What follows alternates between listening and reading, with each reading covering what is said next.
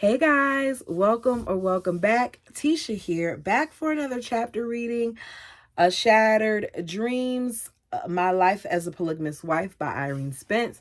Go ahead and do me a favor and hit the like button as we start book 2, Standing on Principle. This is chapter 6. A promise can be a powerful thing. When I boarded the bus bound for Provo, it had only been a few hours since I received Glenn's letter returning his mementos of my love for him. But in those few hours, a promise had been made. I already felt as if I was living a different life, though committing to it didn't mean it was going to be easy.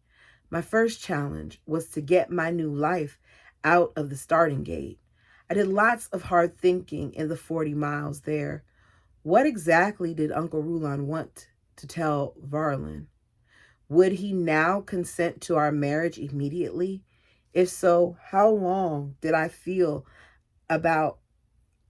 how did I feel about having brought about that change of heart? And how would Verlin feel? Then there was Charlotte. She might have some feelings about it too.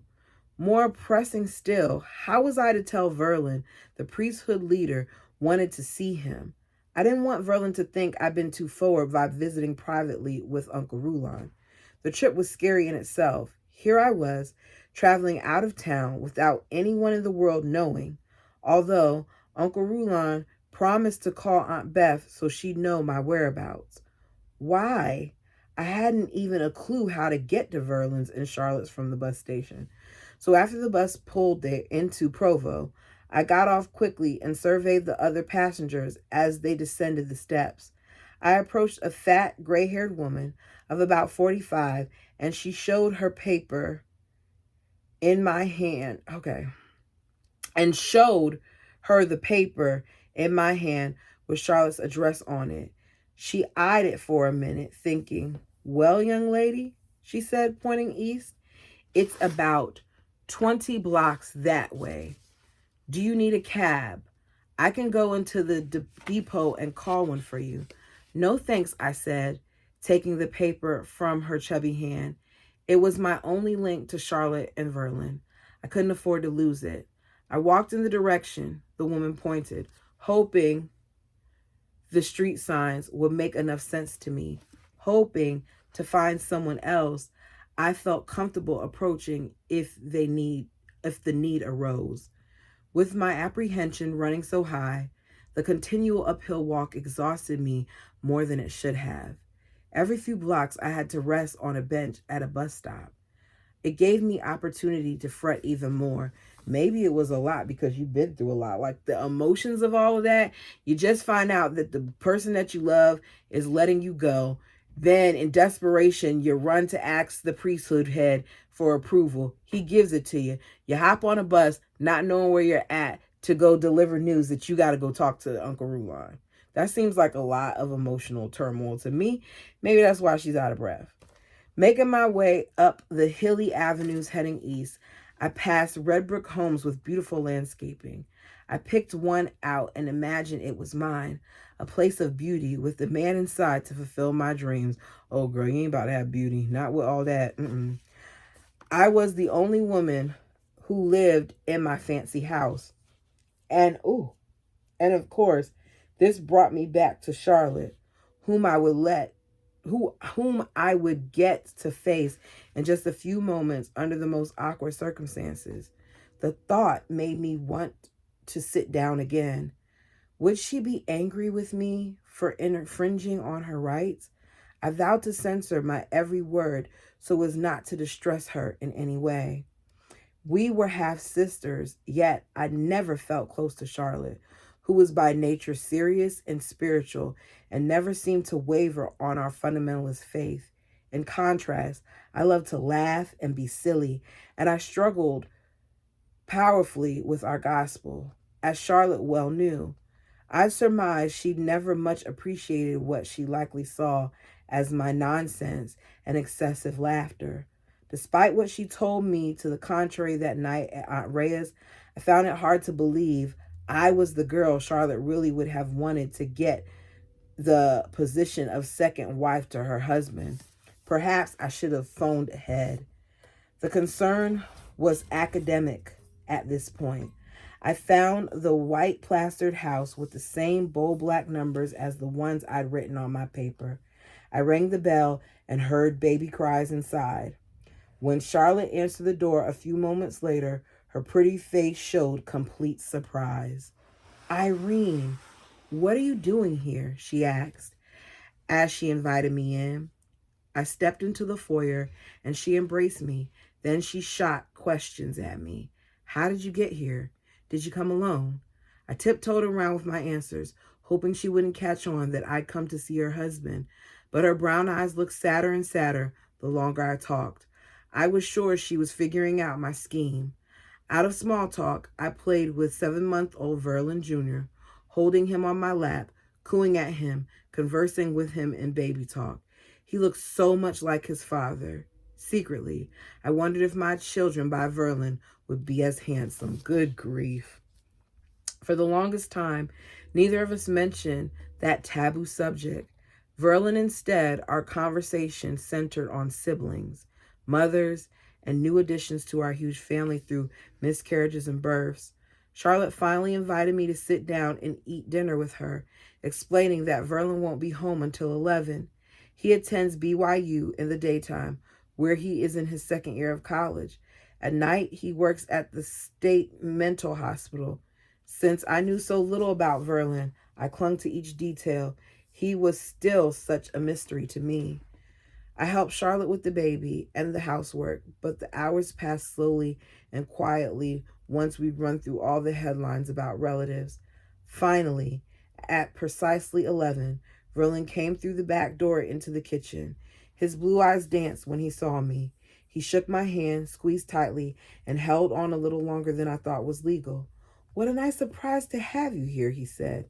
When Charlotte left the room to check on the baby, Verlin's pleasing voice lowered to a whisper. "What's going on? Are you bringing good news or bad?"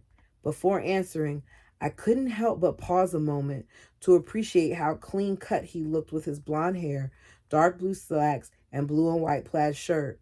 When I realized I'd been staring, I blushed, but Verlin seemed not to notice. "Well," I said, "it depends on how you look at it." Then I added nervously, "Uncle Rulon wants to see you on Sunday."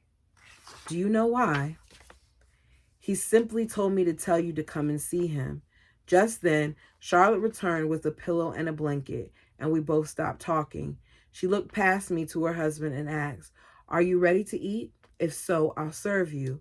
Charlotte handed me the pillow and blanket and invited me to retire into her living room. I laid the pillow on the couch and quickly unfolded the blanket. Then I pulled my dress over my head and spread it neatly across the wooden rocker. I didn't want Verlin to see it wrinkled the next morning. I took off my freshly polished white shoes and curled up on the sofa in my panties, bra, and slip for the night. I hadn't brought a thing with me. "And your sister didn't offer you anything to wear?" "I'm just saying, they're siblings." The next day was Saturday. Verlin had the weekend off from both school and work. Here I was, without being invited, taking up Charlotte's precious time with him. I felt just as ridiculous being there as I would have expected Charlotte to feel if she'd come down and horned in on Glenn and me. It was an awkwardness I'd one day find as normal as sleeping and eating, but at this point it was still a new thing, and I despised it. In the midst of my feeling this way, when Charlotte's back was turned, Verlin winked at me in a furtive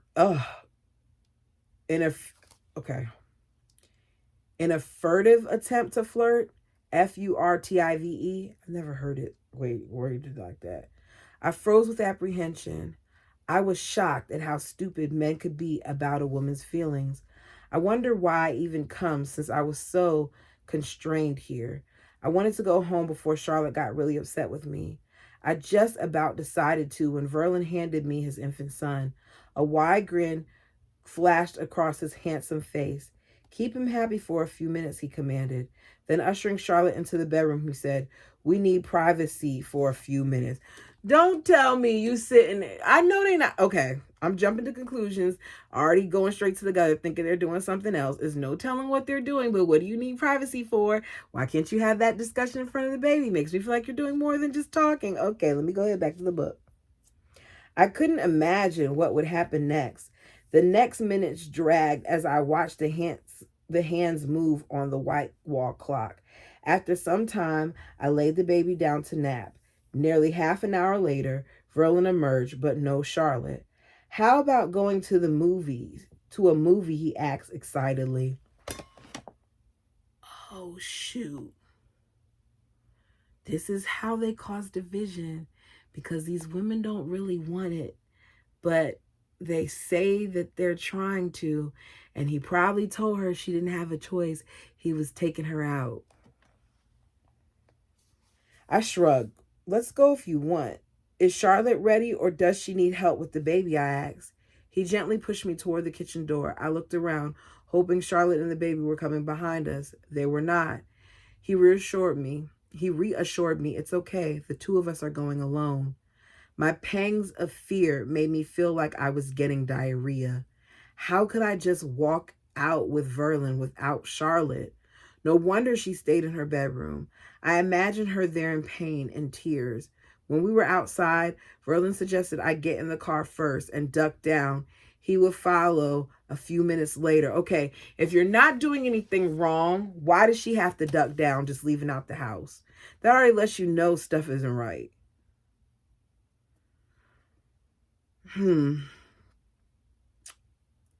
He would follow me a few minutes later. I don't want the nosy neighbors to see me driving away with a woman who isn't my wife, he added. We have to be cautious. These Gentiles don't understand our divine laws.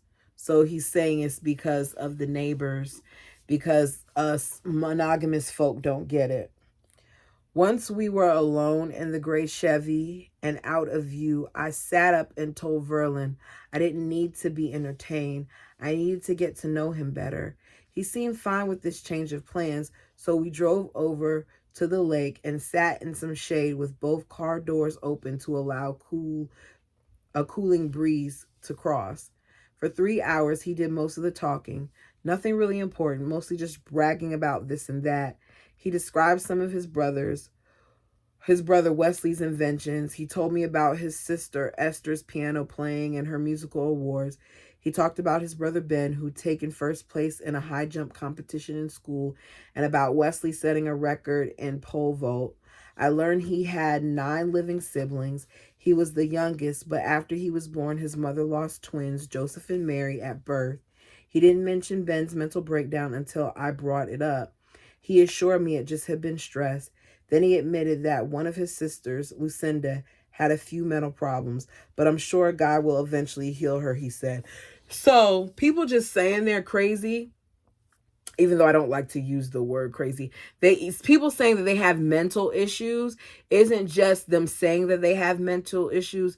There's some mental illness there, which is why some of the things that later play out may have been a possibility. It wasn't all just about ego and things of that nature. There were some deficits there, it seems like. After a while, I noticed none of the topics Verlin brought up included me. I began to wonder if I had the wrong idea about him. Was he really interested in me? No, he's not. If not, why had he brought me out to the lake alone? Because you coming there and getting married is allowing him to be one step closer to marrying that third wife, probably. That's my guess. What do y'all think? Did he think this was courting? I experienced courting, and this didn't much resemble it. When Verlin spoke about his future plans, I wasn't even mentioned in them. If God wasn't going to give me a big fat reward for sacrificing Glenn, I thought he could at least give me some tiny assurance that obedience wasn't going to be exclusively about suffering. All I wanted at this point was a lifeline, something I can cling to for hope. The only lifeline I could find that night were Verlin's pleasing personality and striking good looks. I liked him. I watched his face as he spoke, wondering if he could capably guide me here and in the afterlife, if he could really exalt me one day and make me a goddess. Let me tell you something. You having good looks isn't enough. That stuff fades. Pleasing personality, to what extent? We'll see. I just placed my fate in the hands of God, so I guess it was time to start trusting him. Finally, Verlin stopped talking and reached down to take my hand in his. He smiled. We must be heading back to the house, he said. I don't want Charlotte to feel bad that we've been gone so long. He relinquished my hand and closed the car door on his side. I followed suit. He started the motor, threw the gear into reverse, flashed a broad grin and said, "You sure are pretty." After a pause, he added, "I hope you don't feel like I'm too forward in saying so." I didn't answer. Who cared if I was pretty? God was going to make me share a husband. I had to face Charlotte to somehow deal with her presence, not only when we got home that night, but for our whole lives. I had both fear and resentment to look forward to. I can only imagine how Charlotte felt that her sister didn't come in and say, I'll see you soon or be right back or something. I know it's an awkward situation, but you just leaving out after you popped up, she can't be feeling good right now. I decided then and there that sister wives should live miles apart. The mood at home was somber. Charlotte's sulkiness affected us all, so she was sulking. While Verlin went in to talk to her, I stayed in the living room by myself, trying not to eavesdrop. I scrutinized every detail before me, especially the framed pictures of Charlotte and Verlin's wedding. The way he smiled into her beautiful oval face made me feel as if I should leave and just go back to Trout Creek, where I had a love of my own. You don't have no love there. He's gone. Instead, I retired to their uncomfortable blue sofa and listened to my stomach growl when I realized Charlotte and Vernon were not going to reappear. I went to bed hungry and lonely, and more than just a little angry. Several times during the night, I woke up and wondered what I was doing there. And I asked God, why did love hurt so much? Following morning, I took a shower and combed my hair back into a ponytail and put on the same dress I worn the previous 2 days. Charlotte looked cheery in her green and white striped dress when she came in. She sewed all her own clothes and dressed very conservatively. "Your dress sure is pretty," I complimented her. She didn't answer. "Sit down here in the kitchen," she said flatly, making no eye contact. "The French toast will be served here shortly." So Charlotte is supposed to be the good sister wife, the devout one, and all those other things. She's also her half-sister, and she's already not giving her a welcoming reception. Seems like this happens a lot of times with the first wife. Mary Brown? Does that sound familiar? If you watch The Sister Wives, does to me. I sat down, trying to think of something to say here. Rarely had I ever lacked for words, but in Charlotte's presence, I was tongue-tied. Verlin soon breezed in and saved the day. "Good morning. What a wonderful day. Let's eat breakfast quick so we can leave as soon as possible." Charlotte loaded the spatula with 3 pieces of French toast and stacked them on the serving plate. "We're ready for prayer," she announced. Verlin fell to his knees beside his chair, inviting his wife to kneel closer to him. I folded my hands and knelt by my own chair as he led us in the invocation. After we hurriedly ate, we collected the baby's things and made our way to the car. The 3 of them rode in front, forming an idyllic family picture. Then there was me, the spoiler, in the back seat. Interesting that she didn't put the baby in the back seat with Irene. This is going to be a mess. It saddened me, embarrassed me, and made me angry all at the same time. The pain on Charlotte's face told me the arrangement wasn't going to be any easier on her than it was on me. We arrived at Uncle Roulan's home ahead of schedule. Worshippers were just starting to straggle in for Sunday meeting. A couple dozen cars were parked in the circular driveway in front of the 3 big homes in which Uncle Roulan had established his 7 wives and their respective offspring. This compound also served as the nerve center of our church network, which was spread along the Wasatch Front, WASATCH, front from Odin to Payson. Ogden? Uncle Rulon had been watching for us. He had excused himself and came out to meet us. Instead of inviting us into the meeting, he walked us back out to the car. In whispers, he cautioned us, I don't want anyone to know what's going on here. Then he pulled a piece of paper from his shirt pocket and handed it to Verlin. Go to this address at 7 o'clock tonight, he said. Don't get out of your car. What in the world? She's about to have a secret marriage. He looked at Verlin to make sure he was taking note of each detail. Someone whom I've authorized will take you to the secluded place and perform your marriage ceremony.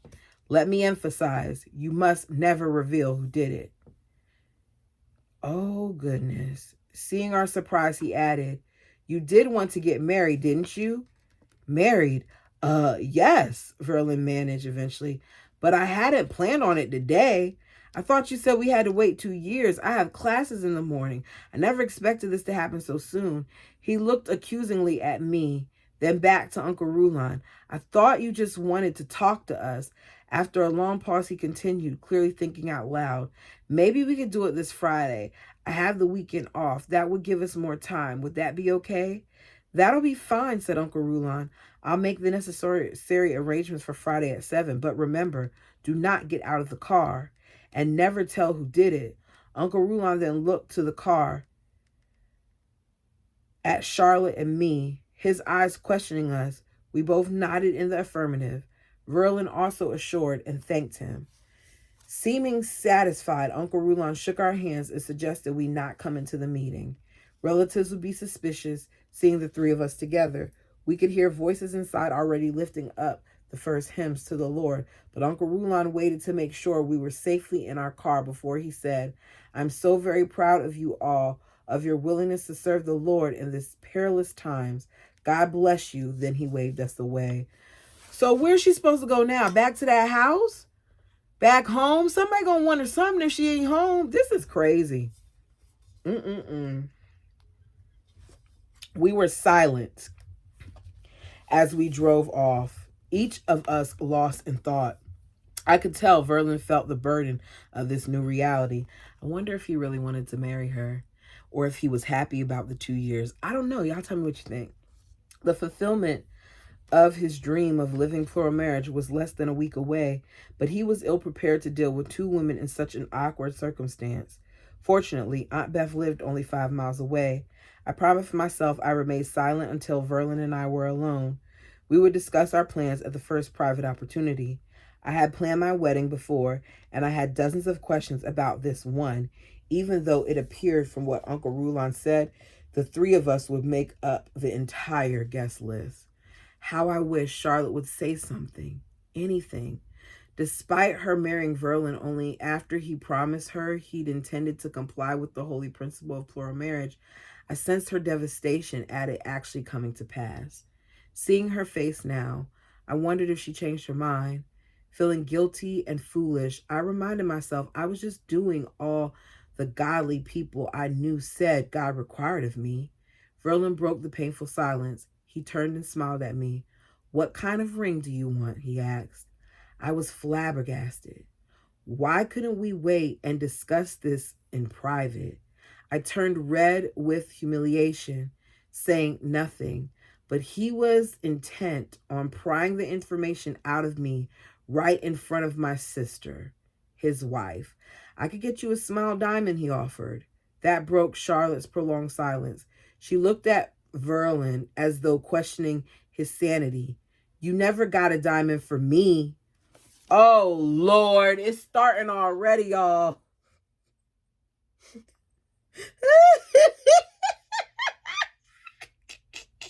It's starting already.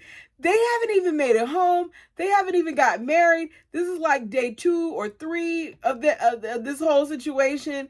And he's saying, I'm going to get you a ring. I can get you a small diamond. And the first wife was like, wait a second. You didn't even get me a diamond. So how you going to get her a diamond? I mean, I don't blame her. If I was the first wife, I'd be like, where's my ring? Hello, empty. But, ooh, you promised me that all you'd ever buy were gold bands, she reprimanded coldly. Not wanting to participate in such a dispute, I clenched my teeth and prayed we get to Aunt Beth's before Charlotte turned on me. After a brief silence, Verlin tried again. I caught his blue eyes questioning mine in the rearview mirror. "What kind of band do you want?" he said. I saw that to keep peace, I'd have to conform to decisions they apparently had made together before I arrived on the scene. I wonder what other rules they had made for me. Following rules wasn't really my best thing. They could just ask God about that. From this point on, would I have to get every decision approved, not just by my husband, but by Charlotte as well? "A band will be okay," I answered, "but I like it to be as wide as possible." "Like Charlotte's?" Verlin asked. Where was his tact? It was bad enough our having to share the same husband without our rings being identical as well. Charlotte apparently felt the same way. "Nobody is copying my ring," she said. Get it any width except mine." Jeez Louise. He's failing. This is a mess. In full agreement, I said, "Just get a ring with oh goodness. Just get the ring a wideth narrower." What? What does that mean? A wideth narrower?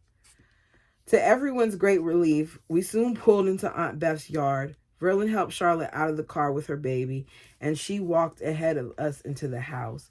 He grabbed the opportunity to whisper in my ear, "We'll be here Friday at 6. Don't tell anyone what's going on, and don't bring anything with you. No toothbrush, nothing. I don't want anyone getting any ideas. Tell Aunt Beth we're taking you to a movie." Yes, along with everyone else, I would have to hide my marriage from Aunt Beth, whose life was the most shining example of the principle I knew. As her husband's third wife and the mother of 12, plump, jovial Aunt Beth gave the impression that plural marriage was a snap if you just love God.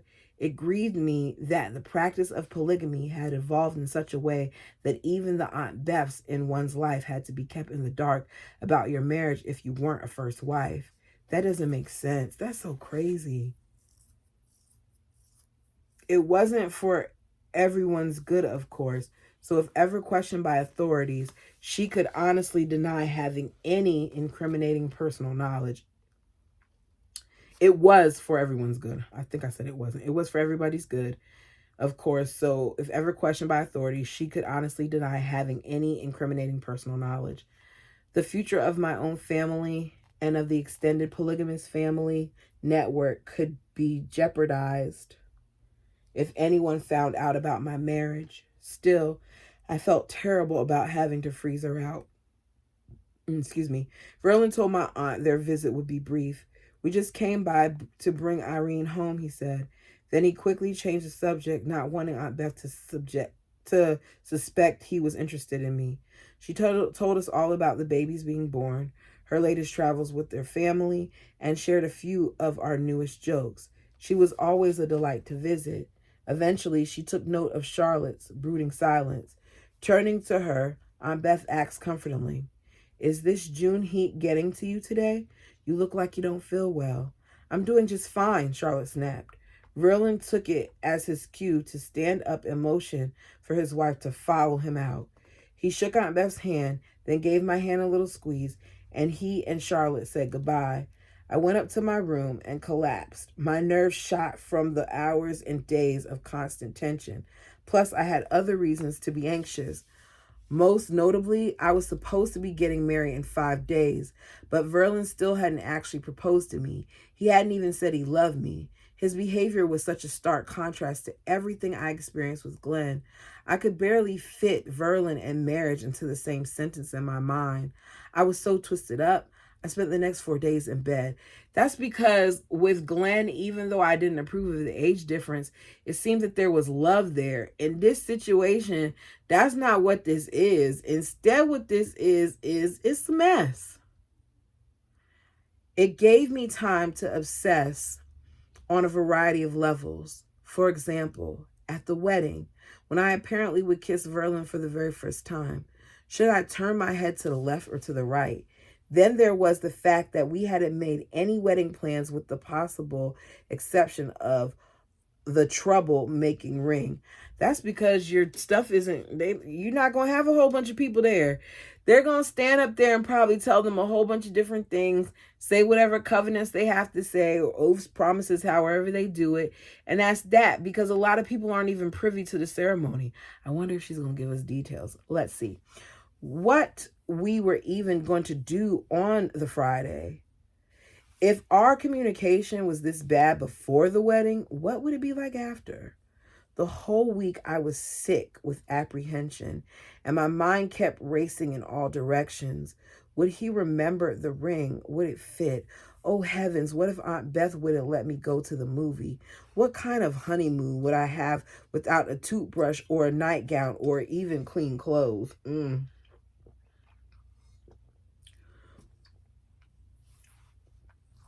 She said clean underclothes. On Tuesday, I ran my fingers across the calendar. Wednesday, Thursday, Friday, July 3rd, 1953, would be my wedding day.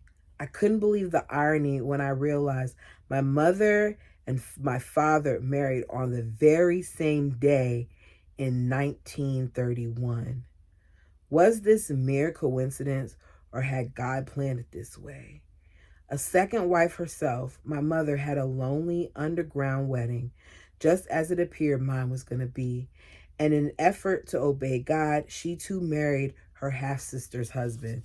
Yeah, I can't get with the whole sister sharing men thing. I just can't do it. I can't do it. I can't do it. In the end, she'd been rewarded with depression, sickness, and years of loneliness.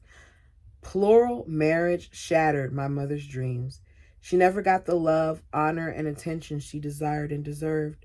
I reminded myself that people fail the principle. The principle does not fail us. But would mother agree with that? Here, on the threshold of my polygamous life, I longed to run back to Trout Creek and take her down into the cellar for another talk. This time, I'd do more listening. I'd try to find out just where she'd gone wrong. I'd ask her what advice she could give to a brand new second wife. But of course, I couldn't run home. So I resolved to be happy with my wedding and my life no matter what. If I just loved the Lord with all my heart, I could surely pull it off. Thinking about Trout Creek, however, got me thinking about Glenn and the beautiful wedding we planned. We would have had guests, refreshments, joy, and many, many expressions of our love and our affection for each other. Oh, but those were dangerous thoughts. I couldn't make myself marry Verlin on Friday if I let myself think about such things on Tuesday or Wednesday or Thursday. Forcing Glenn from my conscience for the 1,000th time, I kept repeating to myself, I must be strong. I want celestial glory. The days passed slowly. Ooh-wee, ooh-wee. Hold on, y'all. Let me see. The thing about this book that I do not like is she does not have oh yeah, I'm not gonna have time to read all this. She does not have a index. Like, she doesn't have the table of contents. That's the word I'm looking for, to tell you what's what. I was trying to see, good grief, how many pages the next section was, to see if I could keep reading. This is only 33 minutes. I feel like I'm cheating, y'all. Okay, let's go. Let's go. Y'all better watch this. Pause it and come back. Chapter 7, and it's long. When I stepped on the scales Friday evening, I had lost 10 pounds, having been too nervous to eat for days.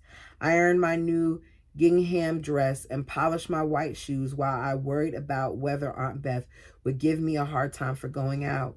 She'd been bringing herb teas and hot broth up to my room all week, trying to cure my supposed flu. I'd always envisioned myself being married in white, the sign of purity, of virginity. I was a virgin. I opened the Mormon scriptures and read, and again, as pertaining to the law of the priesthood, if any man espouse a virgin and desires to espouse another, and then first give her consent, and if he espouse the second, then they are virgins, and have vowed to no other man, then is he justified. He cannot commit adultery. With that the belongeth unto him, and to no one else. Doctrine and Covenants 132:6-1.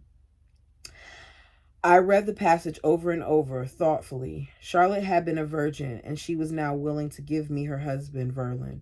I read the next verse.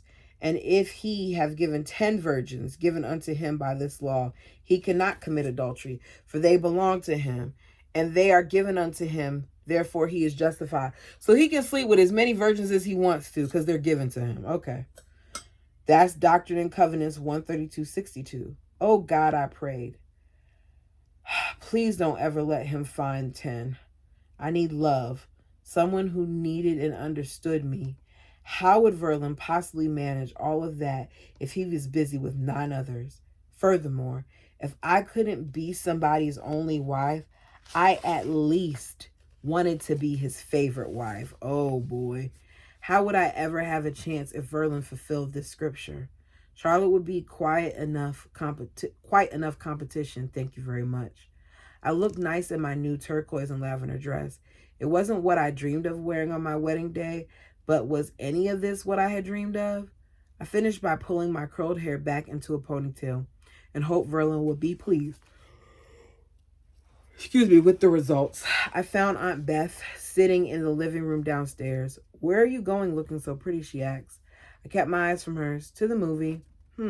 What time will you be home, dear? I frankly didn't know, so I just said late.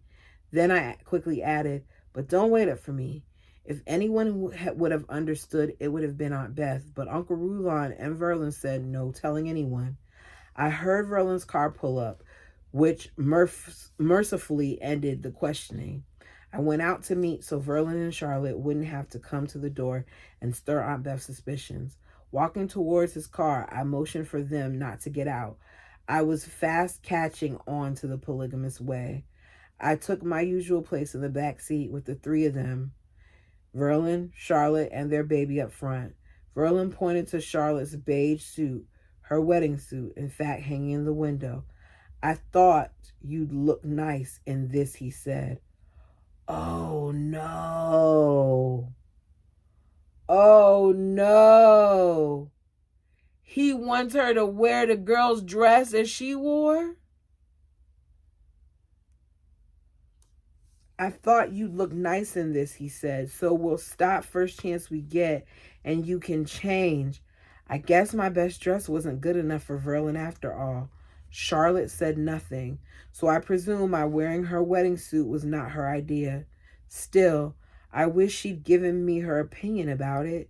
When we stopped at a gas station, she mutely carried the suit into the filthy restroom, and I followed. Because everything in there was so dirty to touch, Charlotte had to hold everything while I changed clothes.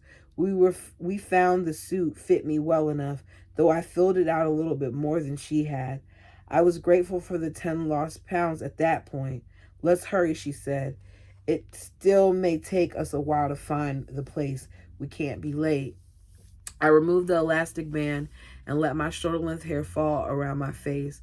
Charlotte produced a lipstick. Though we'd been warned by the brethren not to use such evil trash, I was thankful she brought it.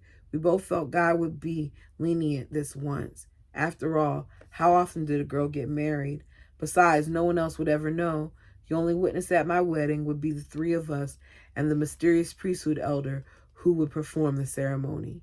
Soon we pulled up to the address. My uncle gave us Uncle Rulon had told us not to get out of the car.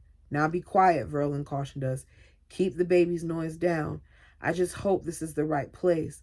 The number is right, but I sure feel silly if it's the wrong person that came out to see why we were sitting in the front yard. I knew we had to be careful, but frankly, I was more concerned with the fact that Verlin ought to have put me up front with him. After all, I was the bride. I felt like a fool sitting alone in the back. I didn't know who felt worse about this marriage, Charlotte or me. It all felt so awkward. I could see the suffering on her face. She only spoke when spoken to and appeared on the verge of crying. It made me feel sick inside. Verlin reached under the car seat. Then he turned around and handed me a small white box. This is for you, he said with a smile. I opened it. Inside was a red rose corsage. So you couldn't even put it on her? He's tacky. I hope you like it, he said as he reached into the box and took out a white carnation boutonniere for himself. I had no idea where to pin it. This was the first corsage I'd ever been given. Verlin took Verlin Jr. from Charlotte just long enough for her to pin it properly in place. As 7 turned to 7:15 and then 7:30, Verlin couldn't stand the suspense. He kept checking his watch. Why doesn't he come out? He thought out loud. He's already half an hour late. I wonder what was wrong. Just then, a stocky middle-aged man came out of the house and walked over to our car. I recognized him, having seen him occasionally in Sunday meetings. He opened the back door and got in beside me. Sorry to be so late. I hope I haven't inconvenienced you. He said, go to the Mormon temple. They won't allow us inside, of course. He laughed at that, his fat jaws moving up and down. But at least you can tell your future prosperity that you were married on the Salt Lake Temple grounds. Once we parked the car at the temple, we got out and searched the grounds for a place secluded enough that we could rest assured no Latter-day Saints would see what we were doing and pitch a fit. If we'd been LDS church members, we would have been ushered through an elaborate secret ritual inside the temple. But as fundamentalists involved in plural marriage, we were strictly forbidden anywhere the general public couldn't go. That night, the temple grounds were crowded with tourists. Disappointed, the brother said, we can't perform such a holy ordinance here under these circumstances. We have what the Mormons have lost. They may not let us in God's house, but they'll never keep us from fulfilling his laws. Let us drive down below the state capitol to a place called Memory Grove. We'll find a nice secluded spot and get this taken care of. They're getting signs left and right that this shouldn't happen. A short time later, we parked the car and all walked through the Memory Grove until we crossed a small bridge. Several trees hid the creek below from our view. We climbed down a hilly embankment under the protection of the trees just in case any hikers passed by, and found a place we thought was fully hidden from anyone's view. Then God's servant clasped his hands behind his back and cleared his throat. This is a solemn occasion, he intoned. As a brother holding the priesthood, I have not only the right but also the duty to obtain the sanction of the Lord to perform this holy ordinance. I know you're in a hurry, so I won't prolong my remarks. But I do want you to know that God is looking down upon us this very moment. He is pleased with what is about to take place. Then he carefully took Charlotte's sleeping baby from her arms and nodded to Verlin. Stand here with your wife on your left, he said. Now your new bride on your wife's left. Okay, I must apologize. I just realized I don't know your names. We told them to him in the order he just positioned us in. He'd marrying them and he don't even know them. This is crazy. But he knows this is what the Lord wants, even though he knows nothing about them. I think I have it, he said, no longer flustered. Now let's begin. Do you, Charlotte Kunz LeBaron, take Irene Golda Kunz by the right hand and give her to your husband to be his lawful wedded wife? With a catch in her voice, Charlotte answered, I do. Then she took my right hand and placed it in Verlin's, stepping to one side. She allowed me to take my rightful place next to my soon-to-be husband. Do you, Verlin McDonald LeBaron, take Irene Golda Kunz by the right hand? It was about to happen. Before God, angels, and these witnesses, I could no longer change my mind. From then on, I would always be a plural wife. Maybe I'd be arrested as my father had been. Maybe I'd even have to go to jail. Then I thought about Glenn. I wanted so badly to tell him how much I still loved him, but God had to come first. I reminded myself that I had to be strong if I wanted the celestial glory. I now pronounce you husband and wife for time and all eternity. You may kiss the bride, the brother concluded. Somewhere in there, Verlin and I actually said I do. Now he kissed me for the very first time, ever so lightly. Then he turned to kiss Charlotte, praising her for fulfilling her role in this holy principle. I thought Verlin's lips lingered just a bit longer on Charlotte's than they had on mine. To the brother's surprise, Verlin took out a gold band from his pocket and nervously placed it on my finger. For obvious security reasons, rings weren't usually given to plural wives. Mine was a perfect fit. Then Verlin handed me the wedding band Charlotte bought for him and placed it on his finger 2 years earlier. I hesitated, knowing how bad it would make her feel. The brother instructed me to put it on Verlin's finger, so I did. Suddenly, it was all over. I was a wife. I looked around me and took everything in from this pivotal new perspective. No one has ever known better than I did in that instant how big a crowd of three really is. I sat beside Verlin as we drove the elder back to his home. Verlin thanked him, reassuring him we'd keep his trust and never reveal his identity. Ooh-wee. I felt jittery taking Charlotte's place next to Verlin. Then, to my shock, he reached over and patted my knee right in front of her. One more errand and we'll be on our way, he said. He drove back to the temple and parked at a meter, then helped Charlotte and Verlin out of the car. She said nothing to me, but I could see her tears as she turned and walked away. I'll be right back, Verlin said nervously to me. By the time he caught up with her, she was openly crying, so he put his arm around her and tried to comfort her. I could see her shoulders shake as sobs racked her body. This is rough, y'all. She got a little 7-month-old baby, and here he is getting married, and on top of that, she knows that he's going to be with this woman, and this woman is her sister. And she obviously doesn't want it, but she's doing it because she feels like that's what she has to do. But let me keep reading because, this is a long chapter. Then they walked slowly toward the Greyhound bus station across the street. This was his one more errand. He was sending her back to their apartment in Provo, where she would spend the weekend alone with her baby while he celebrated his honeymoon with me. My heart was aching for her. Verlin, I called after him. He turned and waved, signaling that everything was under control. I yelled louder, Verlin, please come here. He didn't want me attracting attention, so he came running back. What is it? Please, Verlin, just take me home. Please don't do this to her, I begged. She'll be okay, he reassured me. Really, I'll get her happy again. He ran back, taking long strides, and caught up with her just as the lift changed for them to cross the street. 15 minutes went by. I was tempted to run away and get lost in the temple crowd. I felt so confused.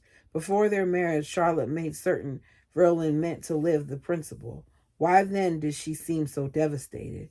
I wasn't taking him away from her.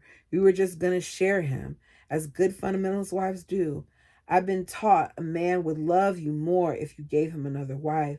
She had done that very thing. Besides, she had him all to herself for almost 2 years. Surely he loved her more. He hardly even knew me. His errand apparently complete, I saw him jaywalking through traffic to hurry back across the street. Grinning broadly, he almost skipped over the curb and winked at me as he approached the car. Finally, he plopped down beside me in the driver's seat and kissed me for the second time. Only now, he wasn't so nervous or quick about it. Starting the motor, Verlin patted my leg again and announced, we're going north to Ogden, where nobody knows us. We have to be careful, I can't take a chance on having anyone finding out I married you. He explained he was in the United States on a student visa to attend college. If any Snoopy officials found out I've got 2 wives, I'll be arrested and I could lose my residency rights. He let out a sigh, but let's try to be happy, okay? With Charlotte out of the way, I began to see a different side of Verlin. Now he was free to treat me like a wife without having to worry about hurting her feelings. This is the part I don't understand. They should be, if you're going to do this, then act the same way all the way around, because the switch up creates additional problems. I'm the luckiest man alive, he exclaimed. Today I finally entered the principal. I really did it. I'm on my way to exaltation. He held my hand, stealing kisses as he rattled on. You are the key, Irene, the key to plural marriage. No matter how many wives I have, you'll always be the key that got me into this principle. So much for being loved, cherished, even liked for myself. A damned key was what I was. I suppose he thought I would be thrilled to have been useful to the cause. But then that would have actually required him to focus on something besides his own future glory, which is what a lot of these guys do. On our way to Ogden, Verlin stopped at a fruit stand in the Bountiful. Stay in the car, he instructed. Do you want a cold soda? I shook my head no. He returned with a large paper bag, which he laid on the back seat. Then we drove off. He tried sharing his 7-Up with me, insisting I at least take a swallow. I was thirsty, but I knew I wouldn't be able to get it down. I was increasingly anxious about what was coming next. I watched frightened as Verlin carefully scanned every motel sign we approached. Which one would you like to stay in, Irene? I couldn't even cope yet with the general concept. Every time he'd slow down, I'd say, let's go to the next one, okay? Before we realized it, we were heading out of town and had to turn around. Verlin pulled into the first motel we came into after that. Dick's Motel. You stay out here while I go and register for our room, he ordered. Take off the corsage. Don't act like you're my wife, as if I knew how to do that. If I'm caught with an underage girl, I could be in big trouble. I was 16 years old, about to have sex for the first time, and had no personal belongings with me of any kind, but all he could think to be concerned about was himself. What in heaven's name had I gotten myself into? Oh, don't look so hurt, he apologized. We just have to be cautious, that's all. He came back with the key and drove us to our room. Room number 9. Obeying his orders, I stayed in the car while he checked out the room. Apparently satisfied, he walked quickly to the rear of the car and took out his suitcase, looking around carefully to make sure no one saw us. Follow me, he said quietly, but wait till I turn the lights out. He darted into the room, flipped the switch on, and motioned with his hand in the semi-darkness for me to come in. Once inside, he locked the motel door behind us. After checking to make sure there were no sizable curtain cracks, he flipped the lights back on and placed his suitcase on the foot of the bed, opening it with a broad smile. Charlotte made this for you, he said, pulling out a paper sack and playfully throwing it to me.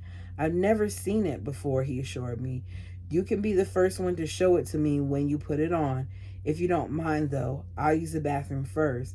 When he had gone, I opened the sack. Inside was a nightgown. Oh, that was nice. That had to be hard for her.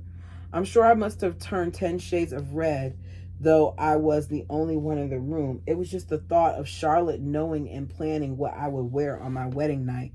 Since I hadn't been allowed to pack a thing, I was certainly grateful to have something to put on, but I hated that it had to be something Charlotte made. Like a shadow, her presence permeated I couldn't get that out. The room. It seemed to me she was everywhere. I sat on the foot of the bed, listening to Verlin take a shower and brush his teeth. When he came out in his striped pajamas, I blushed and turned away. You can go in now, he said cheerfully. I ran in and closed the bathroom door behind me, but I was afraid to get into the shower. The mere thought of being naked with Verlin just on the other side of the door made me blush all over. I opened the paper bag again and took out the long cotton nightgown with elbow-length sleeves. It had cute, colorful little figures of violins and birds on it. I hoped Verlin wouldn't think of Charlotte when he saw me wearing it. I double-checked and locked the bathroom door, and then I took the fastest shower of my life. Afterwards, standing there in my new nightgown, nervous and sweating, I hesitated for several minutes, trying to summon the courage to open the bathroom door and go out to my husband. Suddenly, I felt the need to go, but I didn't dare for fear he'd hear the splash. To buy some time while I figured out what to do, I turned on the tap so the water would run in the sink and Verla would think I was still just prettying up. Then I worried he'd think the sink splash was me using the toilet, so I quickly turned the tap back off. Oh God, what have I gotten myself into? From the other room, I heard Verlin whistling and I froze. Are you ever coming out? He asked. Turn the lights off first and I will, I said. He did as I asked but pleaded. Let me take a peek at your nightgown. I slowly opened the bathroom door and stood there one brief moment for him to get a glimpse and then flipped off the bathroom light switch, darkening the room. It's crazy how These girls are expected to go from never being touched, never being kissed, never being anything into you're married, have sex with this man. It's that's why when we read like Rachel's book and we saw that he allowed her to wait and take her time and stuff like that, I had a little bit of respect for her husband Rich because he, didn't rush it. Well, that was until he married somebody underage. But I can see why those girls are so nervous because you haven't even seen anything and here you are or done anything and you're expected to just jump into this next level when you have never gone through the other ones.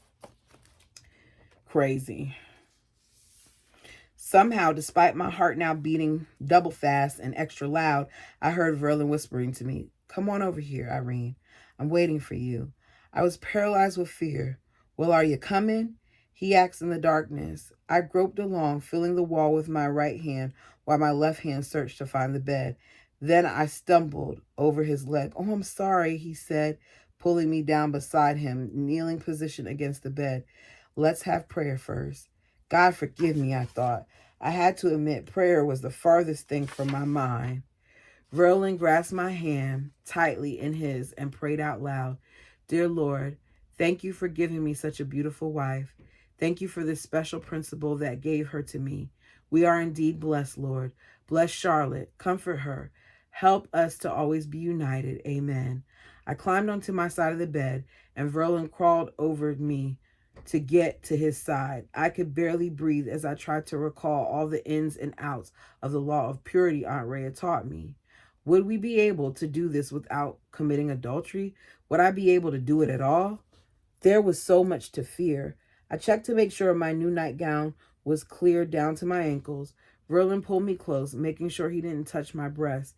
It seemed he was almost embarrassed as I was. We laid in that position for nearly an hour, and all that time he talked on and on and on about our future. "I moved back to the family ranch in Mexico just as soon as I get ahead a little," he said. "Down there we can live plural marriage freely. I don't want to have to hide the fact that you are my wife." That sounded ideal to me. I gave no thought at all to my mother's constant warnings of insanity and isolation down in Mexico. Instead, I imagined a sprawling ranch house with a white picket fence, a big red barn, a generator for lights, and fields of luscious green, just like the Young's place. Verlin explained how the early Mormon polygamists moved to the colonies in Mexico, taking their plural wives out of the United States to avoid arrest. Mexico had its own bigamy laws. Law enforcement there was far more lenient. Perhaps this was because the culture was so open to men having mistresses. At any rate, Verlin promised that when we were safely below the border, he would openly be able to acknowledge me. Then I received the same rights and privileges as Charlotte.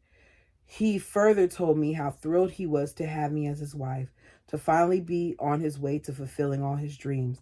"Can you imagine?" he said in wonder. "I now have 2 of 7 wives I've dreamed of having." Oh my goodness. Oh my goodness. Well, it's not 9. 7? He dreamed of having 7? Laying there in his arms, as he revealed his innermost hopes and dreams, I fixated on the last one. 7 wives. I never thought a man having 7 wives was a big deal, but now that I was a second wife, I was stunned. "Just think," he said, "if I can have a quorum of 7 wives and each one of them has at least 7 kids, I can easily have 50 children. Irene, I want you to help me build my kingdom. I'm so glad you're a part of it. It's all about him." I sank deeper by the minute. This wasn't the kind of honeymoon I expected, even from Verlin. I had just taken the biggest step of my life. I was a brand new wife who had sacrificed her true love and married for God's principle, but I still desperately wanted some assurance I'd be cherished. What did I get instead? A long-winded lecture about other wives to come. Apparently satisfied with the picture he painted, Verlin sighed, gave me a quick kiss, and then turned over on his side and said goodnight. Okay, at least she wasn't forced to do anything. I didn't know whether to cry or run to where I could scream. I was overcome with regret, with bitter remorse. I gave up passion for this. Glenn hadn't been able to keep his hands off of me. His kisses were always long and fiery, while Vern's were just chicken pecks in vain. I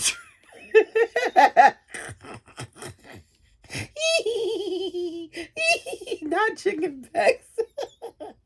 I tried not to compare the two in my mind. The remainder of my lonely wedding night, I lay awake wondering if I'd done the wrong thing, or was it possible, despite his infinite wisdom, that God was the one who made the mistake. Eventually, the early morning sun began to filter beneath the dingy curtains, and I came out of my sleeplessness, all night stupor. I thank God it was daylight. Besides me, Verlin stirred, stretched, and climbed out of bed. I pretended to be asleep until I heard him close the bathroom door. Then I quietly got up and put on my bra and Grinham dress. I looked at my haggard face in the mirror, spotting his pocket comb on the dresser. I used it without permission, figuring that since I'd been giving up everything, whatever he owned should be mine too. Opening the bathroom door, Verlin saw I was awake and chirped, "Good morning, Irene." He walked over and kissed me. "Boy, you're sure quiet this morning. Are you hungry?" He went over and pulled a package of sweet rolls and a carton of warm milk out of the paper bag he bought from the fruit stand. It was some spectacular wedding breakfast. "No, I don't feel like eating yet," was all I said. Normal people had big, colorful weddings and family feast afterward. I knew we had to be discreet and that Verlin didn't have lots of money, but he could have at least made arrangements to take me out to a nice restaurant. I wondered if he was ashamed of me only pretending to be cautious, or did we truly have to be this, this way? After Verlin ate, he casually took a bunch of books from his suitcase and sat in the only chair in the room. "I hope you don't mind," he said, grinning. "I have a lot of homework to do. I'm having a big test on Monday. This is my second year at BYU, you know." Without another glance in my direction, he started turning pages and scribbling notes. I sat on the bed doing nothing until he finally asked me to read psychology to him. Then he read to me. I consoled myself with the fact that we were at least sharing something. Eventually, he slammed the psychology book shut and asked me to drill him for a test. I wonder why he didn't take a break and pay some attention to me, kiss me, or at least give me a little hug. He must have noticed my disappointment. With a sly look, he said, "That's enough studying for now. I do need to draw a design for my art class, but that can wait." He suddenly jumped up and threw me back on the bed, kissing me on the face and neck. "I really need to get this done first." I thought we might have finally gotten around to it, but Verlin released me as suddenly as he grabbed me, and he sat back down to thumb through another book, looking for ideas to make a design for his art lesson. Angry and frustrated, I said dryly, "Why don't you just copy the design on the border of the wallpaper?" "That's perfect," he squealed with delight. "Why didn't I think of that? Thanks, Irene." I numbly watched as he colored in the shades of blues and greens matching the wallpaper design. When he finished, he laid down his pencils and announced, "We have to get going if we want to see a movie and go out to dinner." After the breakfast he offered me, I couldn't imagine what he might have in mind for dinner, but by now I was starving as much for food as for attention. I tried to shrug off my mounting depression. Already my honeymoon was half over, and I was still a virgin. During the movie, Verlin played with my fingers and held me close. I was all jittery inside, my mind 1 minute on consummating my marriage with Verlin and the next minute on Glenn. Would I ever forget him? I couldn't tell you now what the movie was about. I couldn't have told anyone even then. My attention was focused on the noises inside my head and stomach. After the movie, Verlin found a small family restaurant and proudly ordered two big steaks. The wedding feast was finally on.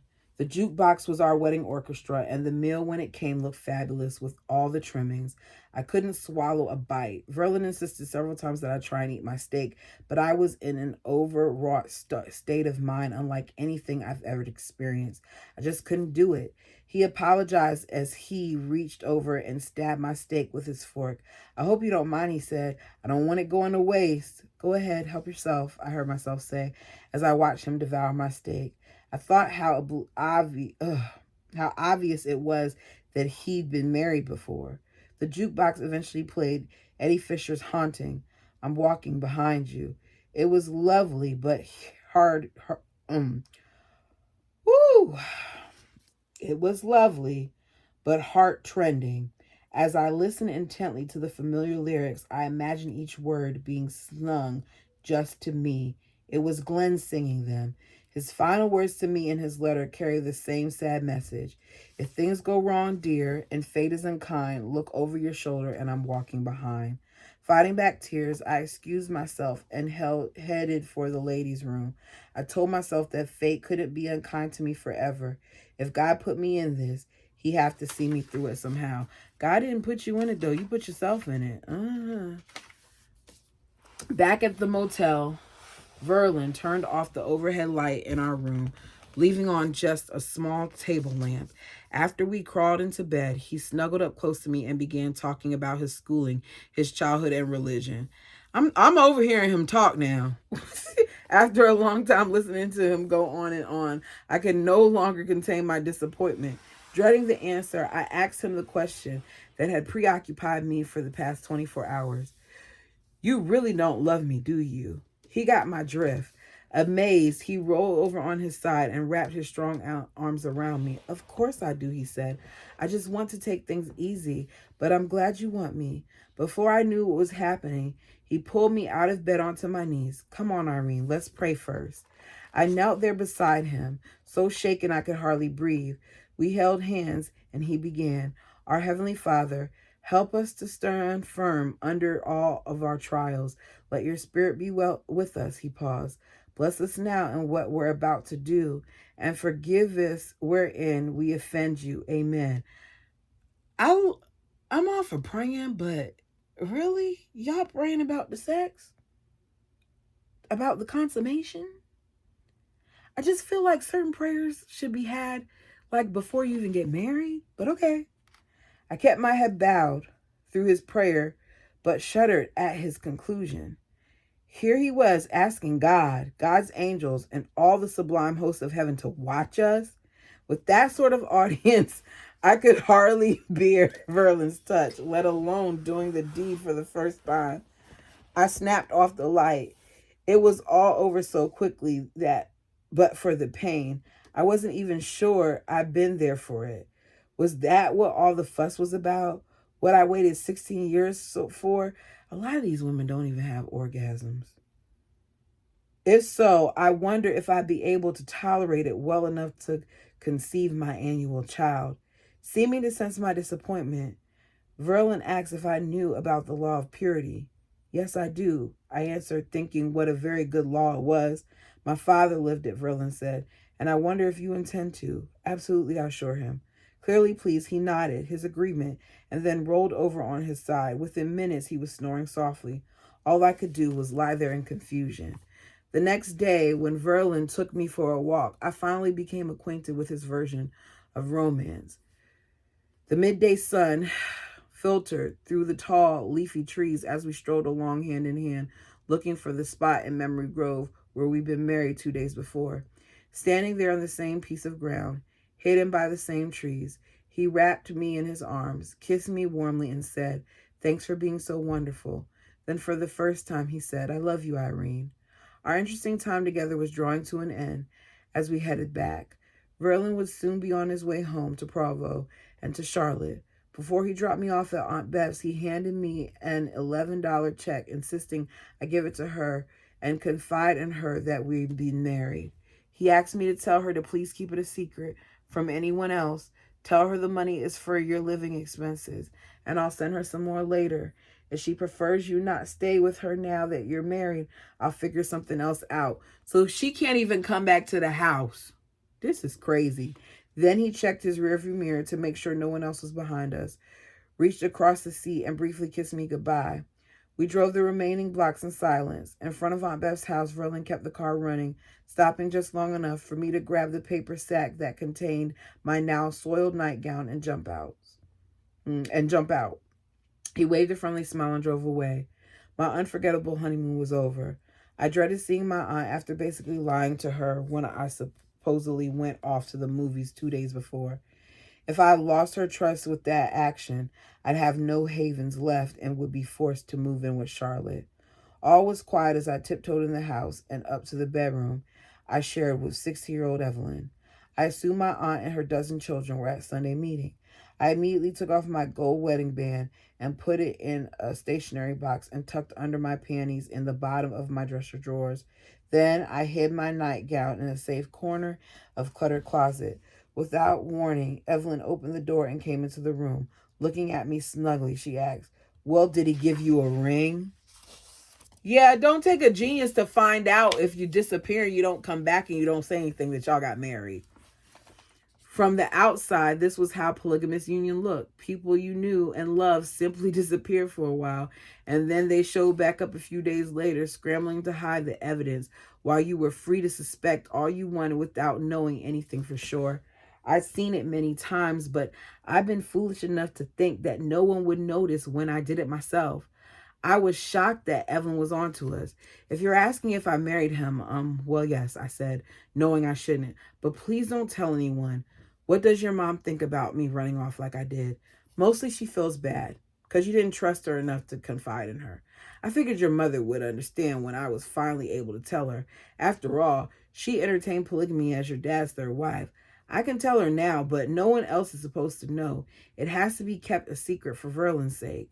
As soon as Aunt Beth returned from Sunday school, I gave her Verlin's check and told her all about my marriage. She was very understanding, though she worried about our hiding such a special occasion from my mother.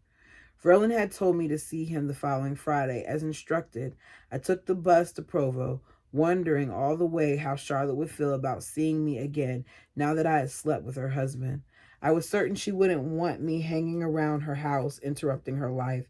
And though I wanted to see him again, I thought a hotel or perhaps Aunt Beth's home would be a far more appropriate venue for a visit than a home shared with Charlotte. I hope he don't try to sleep with that girl in their bed.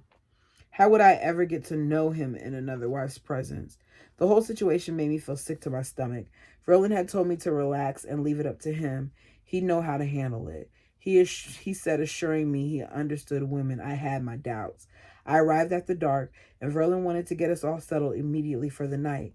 So he pulled the heavy mattress off his and Charlotte's bed, carried it 4 feet away, and dropped it roughly on the floor.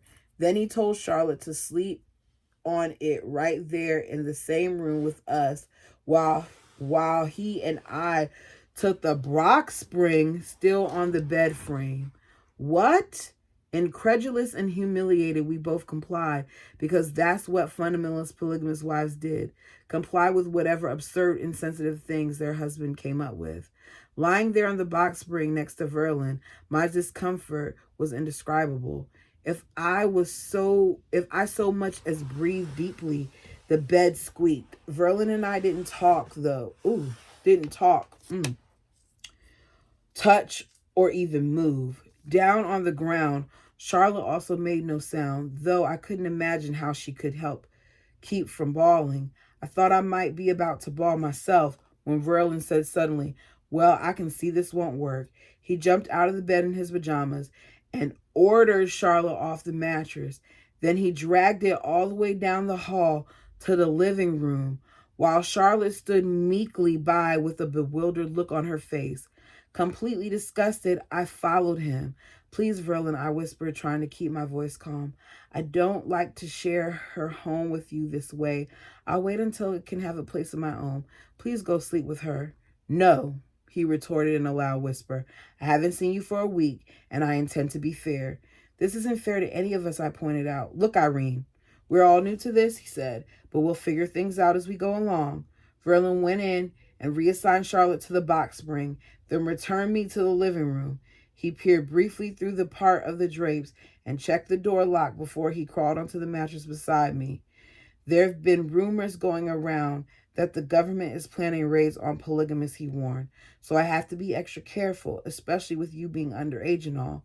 That was all very interesting, but I had a few more pressing matters to settle at the moment. "Where am I going to live, Verlin?" I asked him.